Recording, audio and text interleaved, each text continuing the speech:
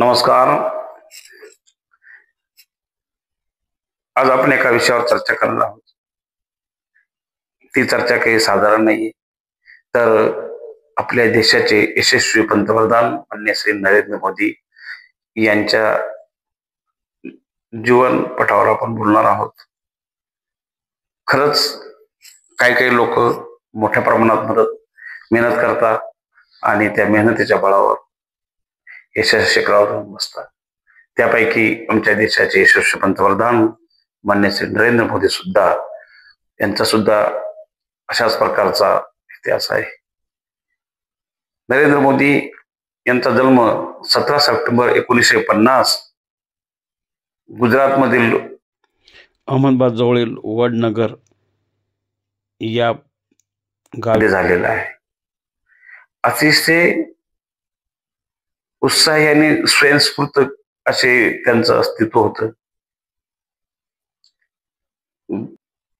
आज हा आमचा पहिलाच काळ आहे की आम्ही एक शूटिंग करतो आहे. ती शूट आज माननीय श्री नरेंद्र मोदी साहेब यांच्यावर आपल्याला बोलण्याची जी एक मानसिकता आहे, तर ते भारताचे पंतप्रधान आहे आणि 26 मे 2014 पासून ते भारताचे पंतप्रधान म्हणून नेतृत्व करू लागलेले आहे. भारतीय जनता पार्टीमध्ये काम करत असताना मागील बऱ्याच वर्षे त्यांनी भारतीय जनता पार्टीमध्ये काम केलं आणि त्यांचा तो मोठा काळ होता. त्यांनी आज जरी भारताचे पंतप्रधान असले तरी त्यांनी 4 टर्म गुजरात राज्याचे मुख्यमंत्री म्हणून सुद्धा त्यांनी काम केले. ग्राउंड लेवलवर काम करण्याचा त्यांचा प्रचंड असा अनुभव राहिलेला आहे आणि त्यामुळं आज या देशाची धुरा सांभाळता देश विदेशामध्ये भारताचं नाव कसं लौकिक होईल आणि चांगल्या प्रकारचं अस्तित्व आपल्या देशाचं कसं वाढेल या मानसिकतेनं माननीय श्री नरेंद्र मोदी साहेब यांनी केलेलं आहे.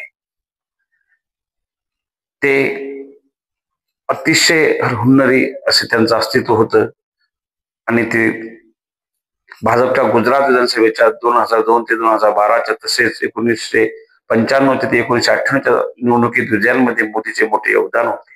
गुजरात राज्यामध्ये त्यांनी या पिरियडमध्ये मोठ्या प्रमाणात भारतीय जनता पार्टीचं काम करून गुजरात मध्ये एक वेगळ्या प्रकारचं अस्तित्व उभं केलं.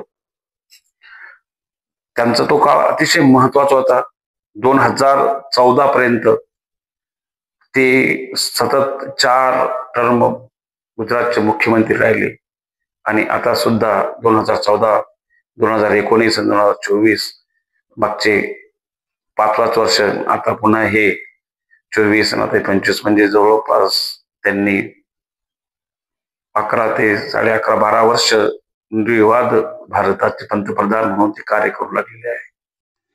वडनगर छोटस गाव आहे, गुजरात मधील अहमदाबाद परिसरात आहे आणि तेथून ते आपल्या परिवारामध्ये काम करत होते. आपल्या परिवारामध्ये काम करत असताना आपल्या परिवाराचा गाडा चालवण्यासाठी त्यांचे वडील दामोदरदासजी मोदी हे रेल्वे स्टेशनवर चायचं दुकान लावून चाय विक्रीचं काम ते करत होते आणि त्यांना सहकार्य माननीय श्री नरेंद्र मोदी साहेब करत होते. हा त्यांचा इतिहास सर्वांनाच माहिती आहे. बऱ्याचशा गोष्टी त्यांनी केल्या. आज त्यांच्या या कार्यामध्ये खूप योगदान, त्यांनी रात्रंदिवस काम केलं. कुठल्याही प्रकारचा घरून चांगला पाठिंबा नव्हता. आपली जी परिस्थिती होती सोसो परिस्थितीमध्ये आपल्याला काम करायचंय आणि काम करत असताना आपल्याला एक सर्वसामान्य गरीब परिवारातील व्यक्ती जर राजकारण करत असलो तर तेव्हा त्यांना खूप अडचणी येतात. आई वडील सांगता की भाऊ शिक्षण कर, चांगलं शिक्षण कर, चांगली नोकरी कर, चांगला परिवार करून चांगल्या प्रकारे आपलं अस्तित्व कर. कारण की जीवनामध्ये आपल्याला आपला संसार करायचा असतो. आपले परिवार, आपले पती, आपली पत्नी, आपला घर परिवार चालवत असतो. मग अशा टायमाला आपण चांगलं कार्य करणं हे आपलं परम कर्तव्य असतं. तर अशा प्रकारचे आपल्या घरामध्ये आपल्याला विचार विनिमय केला जातो. तर हे विचार विनिमय करत असताना आणि तो 1950ला त्यांचा जन्म झाला. 1950 पासून तर ते जवळपास 68 पर्यंत त्यांचा तो कौटुंबिक परिवारातील त्यांचा काळ होता. त्यानंतर ते 2014च्या पहिले 4 टर्म जेव्हा गुजरातचे मुख्यमंत्री राहिले, त्या तत्पूर्वी त्यांचा काळ किती किती म्हणजे टफचा होता. कारण मुख्यमंत्री झाल्यानंतर समजायचं की तेव्हा सरकार चालवण्याची जबाबदारी असते, तेव्हा घरचा जो आहे तो नंतरचा भाग आला.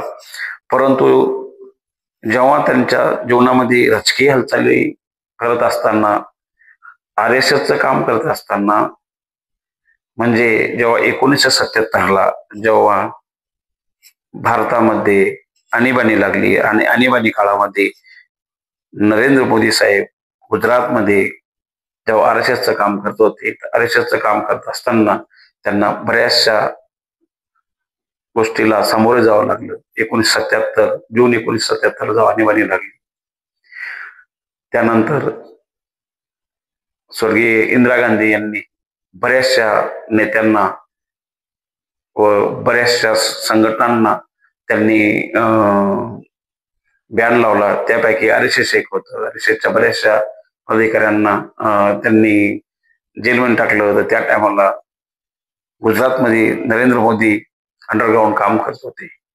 अंडरग्राऊंड काम करत असताना अतिशय महत्वाची गोष्ट म्हणजे कुठल्याही प्रकारचं आपलं ठाव ठिकाणं नाही, घरी आपण जात नाही आणि अहमदाबादमध्ये RSSचं काम करतो आहे. तर अशा परिस्थितीमध्ये जेव्हा RSSचं काम करत असताना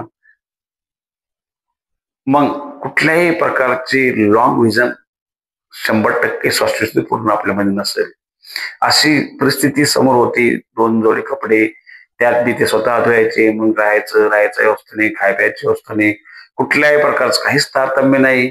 मग अशा परिस्थितीमध्ये माननीय श्री नरेंद्र मोदी या साहेबांना आपलं जीवन कसं जगायचं, तर त्यांचा बराचसा जो काळ मग अंडरग्राऊंड जात होता. तर मग त्या लहानपणी वडनगरमध्ये काही दिवस ते चहाई केल्यानंतर त्यांचा जो काही काळ जो होता तो त्यांचं आता कौटुंबिक जबाबदारी जी असते, प्रत्येक माणसावर कौटुंबिक जबाबदारी असते. जो ज्या घरात जन्मतो त्या घरातील सगळे परिवार सर्व एकत्र मिळून काम करत असतात.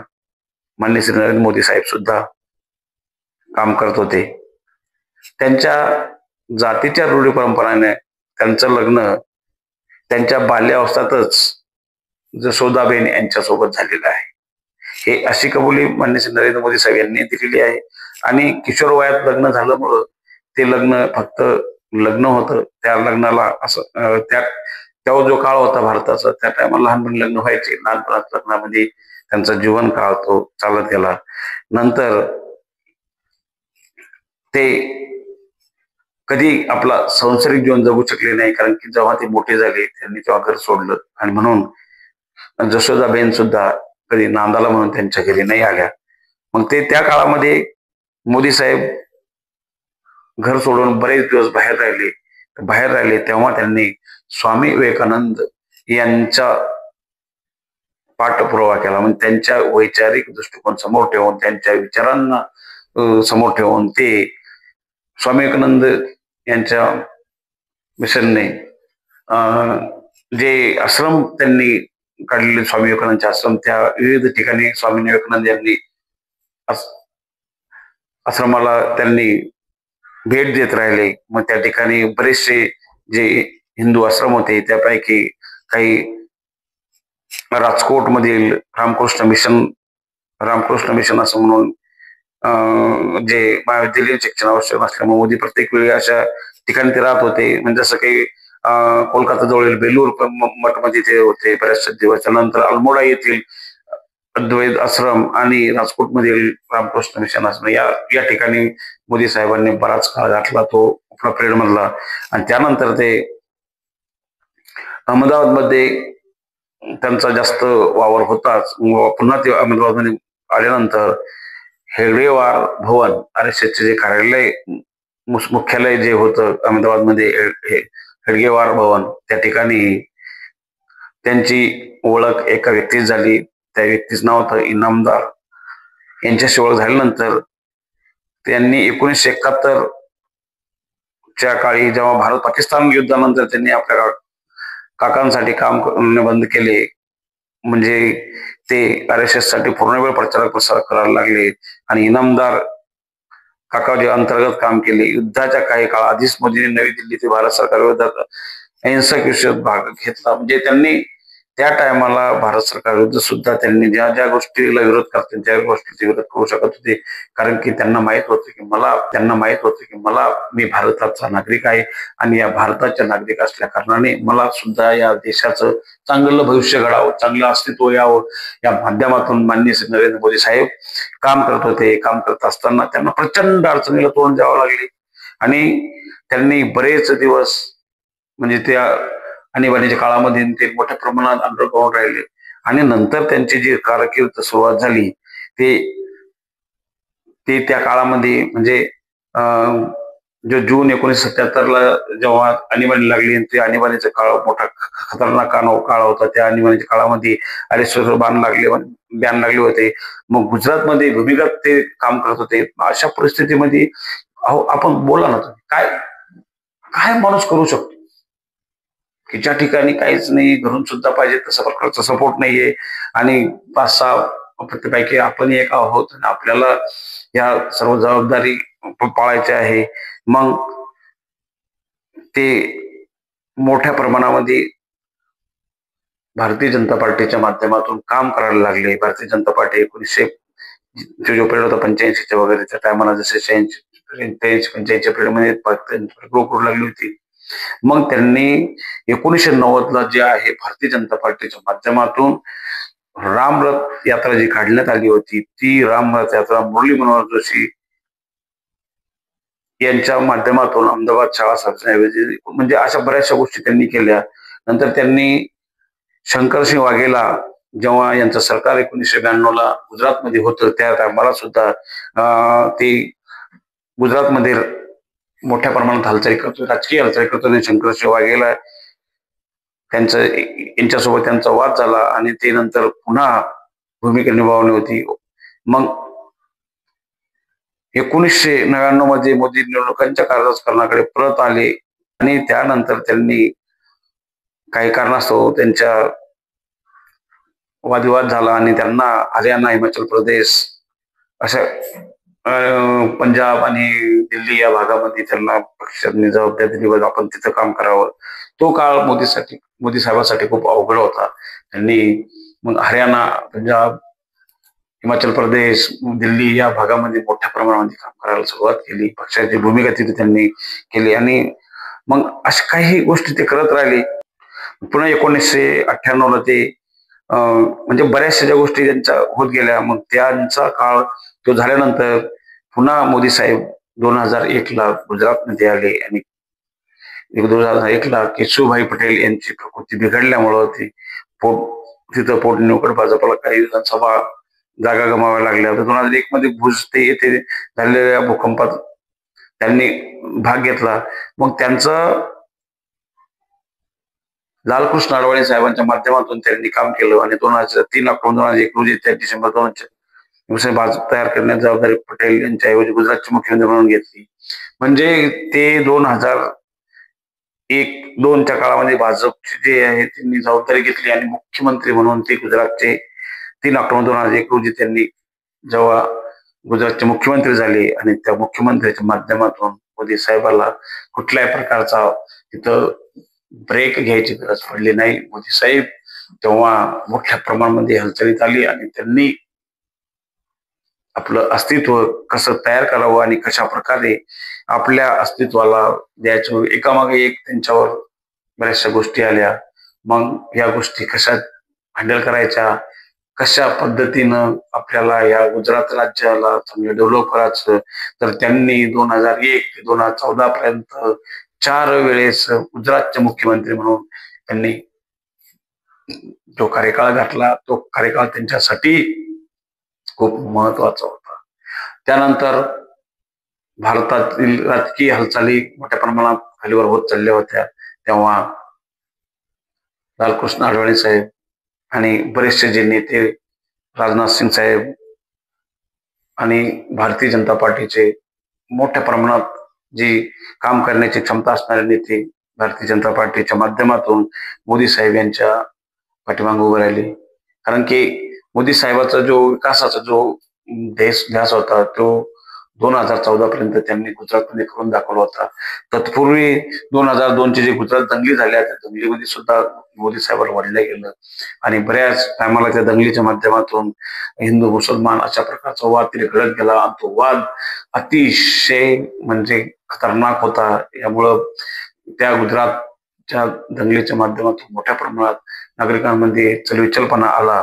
पण त्यातून सुद्धा सावरत मोदी साहेब यांनी 2014 नंतर जेव्हा म्हणजे 2014च्या ज्या निवडणुका व्हायच्या होत्या तेव्हा 2014ची जी देशाची लोकसभा निवडणूक होती ती नरेंद्र मोदी यांच्या खांद्यावर दिली. त्यांनी ती जबाबदारी सांभाळण्याचं कार्य करण्याची मानसिकता ठेवली आणि त्यांनी 2014ची निवडणूक आपल्या खांद्यावर घेऊन पूर्ण देशात भारतीय जनता पार्टीच्या माध्यमातून लढण्याचा प्रयत्न केला. त्यासाठी भारतीय जनता पार्टी व RSSचे मोठे खंदे जे कार्यकर्ते होते मोदी साहेबांच्या पाठपुरावा त्यांना सपोर्ट करत राहिले. त्या टायमाला भारतीय जनता पार्टीचे अध्यक्ष मान्य श्री राजनाथ सिंग साहेब हे होते आणि राजनाथ सिंग साहेबांनी आपल्या भारतीय जनता पार्टीच्या कारकिर्दीमध्ये आपल्या भारताला कशा प्रकारे या देशाचं नेतृत्व करायला भेटेल या माध्यमातून त्यांनी नरेंद्र मोदी साहेब व सर्व टीमला सहकार्य केलं. बघता बघता चुनाव कार्य सुरू झालं. एकामागे एक सगळ्या राज्यामध्ये ही लोकसभा ती लोकसभा ती लोकसभा दिसला का ह्या राज्यातून त्या राज्यात पूर्ण राज्यामध्ये पूर्णपणे मोदी साहेब रात्रंदिवस फिरू लागले. मोठ्या प्रमाणात प्रचार प्रसार केला आणि भारतीय जनता पार्टीचा नारा वाजला. 2014 पर्यंत नरेंद्र मोदी फक्त गुजरातमध्ये सामील होते. गुजरातच्या बाहेर त्यांना म्हणजे कुठल्या प्रकारे पाहिजे तसं अस्तित्व दिसत नव्हतं. तुम्ही बघा 2014च्या पाठीमागचा इतिहास. नरेंद्र मोदी साहेब गुजरात राज्याचे मुख्यमंत्री असताना गुजरातपर्यंत सीमित होते. परंतु 2014ला जेव्हा लोकसभेच्या निवडणुका लागल्या त्या टायमाला भारतीय जनता पार्टीचा पंतप्रधानाचा चेहरा कोण अशा प्रकारचे जेव्हा खेळी उभी राहिली तेव्हा नरेंद्र मोदी यांचं नाव आलं आणि बऱ्याचशा भारतीय जनता पार्टीतल्या बऱ्याचशा लोकांना चर्चा असला की बा नरेंद्र मोदी चांगले कर्तृत्ववान व्यक्ती आहे पण त्यापेक्षा सिनियर लोक मोठ्या प्रमाणात काम करत आहे. तर त्यांचा विचार का केला गेला नाही तर 100% जेव्हा 4 वेळेस गुजरातचे मुख्यमंत्री म्हणून यशस्वीपणे त्यांनी तो काळ काढला त्यामध्ये एवढ्या मोठ्या प्रमाणामध्ये त्या उलाढाल झाल्या आणि गुजरात पॅटर्न म्हणून त्यांनी देशामध्ये नावलौकिक केलं. गुजरातचं अस्तित्व दाखवून दिलं. गुजरातमध्ये विकासाचा नारा गुजरातच्या माध्यमातून दाखवत गेले. फक्त नरेंद्र मोदी यांच्या नावाखाली गुजरात चालायचं अशा प्रकारे गुजरातची एक ओळख तयार झाली. नर्मदा डॅम आणि त्या माध्यमातून मोठ्या प्रमाणात आपल्या गुजरातमध्ये चारीकडे पाणी फिरवलं गेलं. ज्या ठिकाणी पाणी दुष्काळ होता त्या ठिकाणी पाण्याचा मोठा सोर्स उभा केला. मोठ्या प्रमाणात गुजरातचा विकास कसा होईल, शेतकऱ्यांना चांगल्या प्रकारचं कसं अस्तित्व उभं करून दिलं जाईल आणि कशा प्रकारे गुजरातचा व्यक्ती या देशाचा पंतप्रधान होईल या पाठीमाग मोठ्या प्रमाणात नागरिकांना एक आस होती. ती आस नरेंद्र मोदी साहेबांनी कशी चांगली करून दिली. 2014च्या नंतर गुजरातच्या एक मुख्यमंत्री जेव्हा देशाचा पंतप्रधान होतो तो पंतप्रधान होऊन या देशाचं एक वेगळं रूप या जगासमोर आणण्याचा प्रयत्न करतो. बऱ्याचशा आकडेवारी आपल्याला सांगता येणार नाही, बऱ्याचशा गोष्टी आपल्याला सांगता येणार नाही, परंतु तुम्ही बघू लागलेले आहे 2014च्या जे निवडणूक होत्या त्या ठिकाणी निर्विवाद माननीय श्री नरेंद्र मोदी यांच्या नेतृत्वामध्ये भारतीय जनता पार्टीने आपलं अस्तित्व उभं केलं आणि बघता बघता पूर्ण देशाची जी हे होती नव्हती ती चेंज करून दाखवली. आज 2014, 2019, 2024च्या ज्या लोकसभा निवडणुका झाल्या त्याबद्दल आणखी आपण बऱ्याचशा चर्चा करणार आहोत. आता ही झाली सुरुवात नरेंद्र मोदी साहेबांची. जवळपास आपण 3-4 एपिसोडमध्ये मान्य श्री नरेंद्र मोदी साहेब या भारताचे यशस्वी पंतप्रधान कसे झाले आणि त्यांनी कशा प्रकारे या देशाचा चांगला विकास होईल आणि या देशाला आपलं या जगामध्ये नावलौकिक कसं करून दाखवलं जाईल या माध्यमातून जे पावलं उचलले ते आपण नक्कीच येणाऱ्या काळामध्ये चर्चा करणार आहोत. बऱ्याचशा गोष्टीवर आपण भर देणार आहोत. 2014 नंतरचा मोठा कार्यकाळ माननीय श्री नरेंद्र मोदी साहेब यांनी कसा घालवला, कसा दिल्लीवर जेव्हा दिल्लीत आले नरेंद्र मोदी तेव्हा दिल्लीच्या कुठल्या प्रकारच्या पदावर नरेंद्र मोदी साहेब नव्हते, ते मुख्यमंत्री होते. गुजरात राज्याचे गुजरात राज्याच्या मुख्यमंत्रीचे जो अनुभव होता त्या अनुभवाच्या बळावर केंद्रामध्ये काम करण्याचा कुठल्या प्रकारचा अनुभव नाहीये. फक्त राज्याचा अनुभव राज्यात काम करण्याचा, राज्य सरकार चालवण्याचा त्यांचा 100% जो अनुभव होता 4 त्या बळावर त्यांना देशाचं पंतप्रधान कसे बनवल्या जाईल आणि सिनियर कार्यकर्त्यांच्या माध्यमातून त्यांना तिथपर्यंत कसं पोहोचवलं जाईल या या सर्व गोष्टीचा अभ्यास आपण चांगल्या प्रकारे करणार आहोत. यामध्ये कशा प्रकारे राजनाथ सिंग साहेबांनी भारतीय जनता पार्टीचे राष्ट्रीय अध्यक्षाच्या माध्यमातून देशाची भूमिका आपण कशी ठरवावी आणि नरेंद्र मोदी साहेब जे आता पहिल्याच वेळेस संसदमध्ये खासदार म्हणून आले आणि पंतप्रधान झाले यांना कशा प्रकारचा आपल्याला या भारताच्या राजकीय हालचालीवर चांगल्या प्रकारचं नेतृत्व कसं तयार करून देईल अशा प्रकारे आपल्या त्या भारतीय जनता पार्टीचे राष्ट्रीय अध्यक्ष माननीय श्री तत्कालीन अध्यक्ष माननीय श्री राजनाथ सिंग साहेब हे कसं हाताळतात आणि कसं त्यांचं सर्व क्लिअर कट रस्ता चालत जातो आणि मोदी साहेब आपलं कार्य करताना या देशाच्या विविध राज्यामध्ये जाऊन, विविध शहरामध्ये जाऊन, विविध नागरिकांपर्यंत पोहोचून देशाच्या विविध नागरिकांचा चांगला विकास कसा होईल आणि त्याचबरोबर भारताचं नाव जगामध्ये कसं रोशन होईल या माध्यमातून ते कार्य करत होते. ते आपल्याला येणाऱ्या काळात पुढे बघायचं आहे. कोणत्या देशात कसे गेले आणि कशा प्रकारे त्यांनी तिथल्या ज्या पॉलिसी आपल्या देशामध्ये आणल्या आणि आपल्या देशात आणून त्या कशा राबवण्याचा प्रयत्न केला आणि कसा आपला देश विकास होईल, कसा रोजगार मोठा उपलब्ध होईल आणि कसा या रोजगाराच्या माध्यमातून जो यंग जनरेशन आहे नौजवानांच्या हाती कसा काम हातावर येईल, कसा पैसा त्यांच्या कसा देशाची सेवा त्यांना करता येईल, बाहेर देशामध्ये पैसा कमवून भारताचा कसा रेव्हेन्यू चांगला वाढला जाईल, भारताचा विकास कसा होईल, भारताचे आर्थिक पाठबळ कसं भेटेल या माध्यमातून भारतातील नागरिकांना कशा प्रकारे बाहेर काम करून आपल्या देशात त्यांचा जे आहे आर्थिक पैसा कसा आपल्या परिवारापर्यंत पोहोचेल आणि तो कशा पद्धतीने मेंटेन करता या सगळ्या गोष्टी आपण पुन्हा चर्चा करणार आहोत. कारण की जोपर्यंत आपण चर्चा करणार नाही तोपर्यंत आपल्या लक्षात येणार नाही. नरेंद्र मोदी साहेबांनी एकामागे एक मोठ्या प्रमाणात ज्या योजना काढल्या त्या योजनाचा मोठ्या प्रमाणात नागरिकांना फायदा झाला. कारण की मग त्यामध्ये बऱ्याचशा ज्या गोष्टी आल्या त्या गोष्टीपैकी आपण शेतकऱ्यांची गोष्ट होऊ शकतो. शेतकऱ्यांना जे शेतकरी अल्पभूधारक शेतकरी होते त्यांना 2,000 रुपये महिना त्यांना चालू केला. त्याच्या पाठीमागचं कारण काय, ते अल्पभूधारक होते आणि शेतकऱ्यांचा कुठेतरी 2 पैसे त्यांना भेटले पाहिजेत. सरकारच्या माध्यमातून ह्यो एक मोठा निर्णय मोदी साहेबांनी घेतला आणि तो इतका भारी राहिला की देशातील प्रत्येक नागरिकांपर्यंत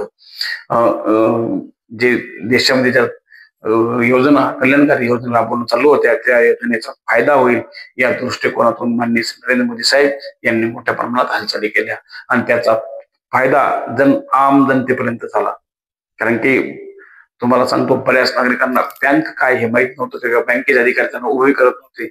पण देशाच्या प्रत्येक नागरिकांचं खातं जनधन खातं जे आहे ते प्रत्येक बँकेत खोललं गेलं पाहिजे, राष्ट्रीयकृत बँकेत खोललं गेलं पाहिजे. खोलून द्यायचं जे पोझिशन होती 0 बॅलन्सवर ती जी योजना एक नंबर चालली. कारण की त्या योजनेच्या माध्यमातून देशाच्या प्रत्येक नागरिकाला वाटलं की माझं सुद्धा खातं या देशाच्या एका बँकेत आहे.